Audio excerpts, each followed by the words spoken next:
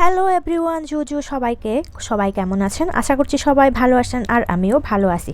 আমি এখন যে জায়গাতে আসি এটা হচ্ছে শ্রীলঙ্কান একটি বুদ্ধিস্ট টেম্পল, নাম হচ্ছে নেদিগলা বুদ্ধিস্ট টেম্পল। আর এই টেম্পলে একটা স্বর্ণ বুদ্ধ মূর্তি আছে আর এটা দেখার জন্য আমরা আসছি। তো এখানে যাওয়ার জন্য কোনো টিকিট করা লাগে না, কোনো ফি লাগে না। সো আমাদের যদি ভক্তি শ্রদ্ধা অনুসারে আমাদের এখানে যাওয়া লাগে আমরা যেতে পারি, যারা আমরা বুদ্ধিস্ট বা অনেকেই কিন্তু ট্যুরিস্টে মানে ঘুরতে আসে, যারা ট্যুরিস্ট তারা আর কি। আমরাও ট্যুরিস্ট কিন্তু আমরা বৌদ্ধ ধর্ম, এই কারণে আমরা বুদ্ধিস্ট টেম্পলে চলে আসলাম।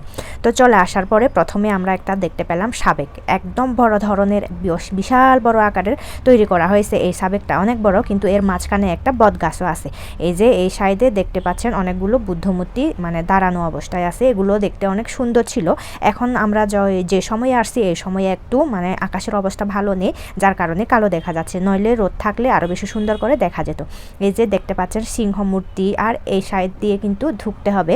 আমরা যখন ওই ইয়াটা দেখব তখন অনেক ভালো লাগবে, যার কারণে ওখানে কিন্তু ভিডিও করতে দেয় না। আর আমরা এখানে প্রথমে আসার পরে ফুল দান করলাম, এই ফুলগুলো সাজিয়ে দিলাম, তারপরে আমরা ভিতরে গিয়ে প্রণাম করলাম আর স্বর্ণের তৈরি করা বুদ্ধ মূর্তিটাও দেখলাম।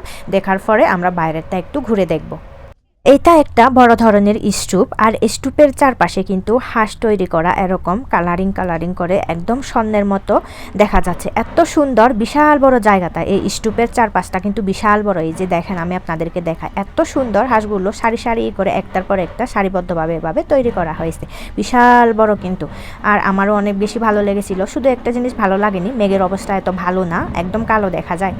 অনেক লোকজন কিন্তু এখানে ঘুরতেছে, ছবি তুলতেছে, ভিডিও করতেছে। তো আমিও আস্তে আস্তে করে এটা ঘোরা শুরু করলাম। এই স্তূপটা আমরা যদি ঘুরে দেখি তারপরে আমরা বুঝতে পারবো এই স্তূপটা আসলে কত বড়। তো আমিও আপনাদেরকে একটু ঘুরে দেখাই। দেখুন কি সুন্দর স্তূপ, হাঁসগুলো এত সুন্দর কারুকার্য করা মানে বানানো হয়েছে, মানে বলার বাহিরে। আপনি যদি নিজের চোখে না দেখেন তাহলে কখনোই বুঝতে পারবেন না এটা আসলে কতটা সুন্দর।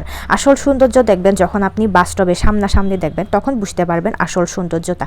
এভাবে ভিডিওতে দেখলেও এত সুন্দর দেখা যায় না। আর আমার কিন্তু এডিটিং এত ভালো হয় না, আমি নিজেই জানি। আর এর নিচে কিন্তু পড়ে গেলে আর কখনো মানে উঠে আসার থাকবে না, এত গভীর নিচে, মানে এটা একদম উপরে তৈরি করা আর কি। এই স্তূপটা অনেক সুন্দর, দেখতেও অনেক ভালো লাগে। এখানে আসলে এমনি আপনি মন পবিত্র হয়ে যায়। যারা বৌদ্ধ ধর্ম বিশ্বাস করে তারা সবচেয়ে বেশি মানে এখানে আসার পরে অনেক ভালো লাগবে, কারণ এই জায়গাটা দেখতে যতটাই সুন্দর এতটাই মানে মনটাও পবিত্র হয়ে যায়।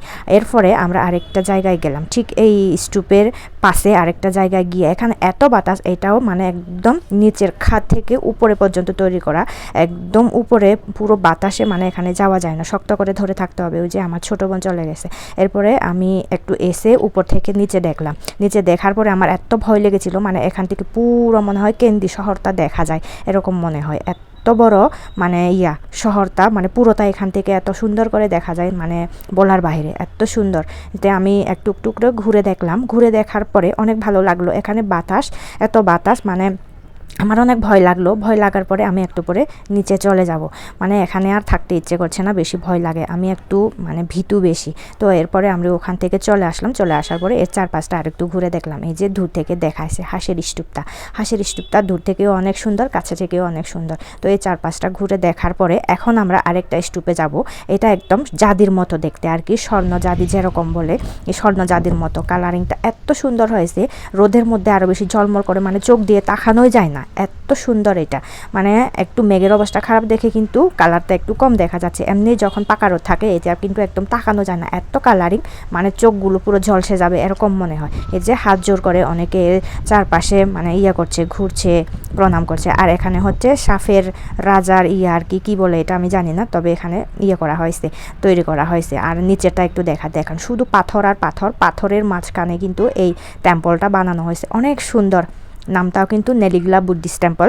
এখানে স্বর্ণ বুদ্ধ মূর্তি আছে। আমরা প্রথমে ওইটা দেখেছিলাম, কিন্তু ওটা ভিডিও করার কোনো সুযোগ নেই, এখানে ভিডিও করতে দেয় না, ক্যামেরা এলাও নেই, যার কারণে আমরা ওটা ভিডিও করিনি। কিন্তু বাইরেরটা যেগুলো ভিডিও করার অনুমতি আছে এগুলো আমরা ভিডিও করে আপনাদেরকে দেখানোর চেষ্টা করছি। আমরা প্রথমে এই চারপাশটা একটু ঘুরে দেখি। এটা ঘোরার পরে প্রদক্ষিণ করার পরে হাত জোর করে অনেকে প্রদক্ষিণ করে, ঠিক আমরাও এভাবে প্রদক্ষিণ করলাম। কিন্তু আমার হাতে ক্যামেরা ছিল বিদায় আমি 2 হাত জোর করতে পারিনি। তো যতটুকু পারি আমি চেষ্টা করছি এটা ঘুরে দেখানোর জন্য। তো ঘুরতে ঘুরতে আমি প্রথমে এক সাইডে চলে আসার পরে এদিক থেকে আরেকটা সাইডটা আমি আপনাদেরকে একটু দেখাই। এই যে দেখেন, একদম নিচে পড়ে গেলে আর কোনো মানে থাকবে না, এখানে উঠে আসার কোনো সুযোগ নেই, এত এত বড় পাহাড়ের মাঝখানে একদম উপরে এভাবে তৈরি করা। শ্রীলঙ্কা যদিও বা ছোট দেশ হয়, কিন্তু আসলে এগুলো যেভাবে তৈরি করছে আমার এটা ছোট মনে হয় না, মানে অনেক বড় মনে হয় আর কি। কারণ পাহাড় কেটে কেটে চারপাশটা ঘুরে ফিরে অনেকগুলো বুদ্ধ মন্দির বুদ্ধ মূর্তি আছে, এই কারণে মানে আমার কাছে বড় মনে হয় আর কি। অনেক সুন্দর, কোনো জায়গায় কোনো ময়লা আবর্জনা ফেলে দেয় না, সব জায়গায় পরিষ্কার পরিচ্ছন্নতা, এই কারণে আমার অনেক বেশি ভালো লাগে। তো এই সাইডটা আমাদের ঘোরা শেষ, এখন আমরা চলে যাওয়ার জন্য রেডি। এই যে এই রাস্তাটাও দেখেন, মানে এই জিনিসটা, এই রাস্তাটা এত সুন্দর লাগে আমার কাছে। মানে ছবি তুলেছিলাম, কিন্তু আকাশের অবস্থা ভালো না দেখে কালো ঝাপসা এরকম হয় আর কি, ছবিগুলো এত সুন্দর আসে না। আর এই রাস্তাটা পার হওয়ার পরে যখন আমরা সিঁড়ি দিয়ে আসছিলাম, এই সিঁড়িটাও এত সুন্দর, মানে কি বলবো বলে আর বোঝাতে পারবো না। আপনারা যদি কখনো শ্রীলঙ্কায় আসেন তাহলে অবশ্যই একবার হলেও এই বুদ্ধ মন্দিরে ঘুরতে আসবেন। আসলে এত সুন্দর সিঁড়িটা, মানে কি বলবো, আমি নিজের মানে করতে পারছি না, নিজেকে বিশ্বাস করতে পারছি না যে আমি এত সুন্দর একটা জায়গায় চলে আসলাম।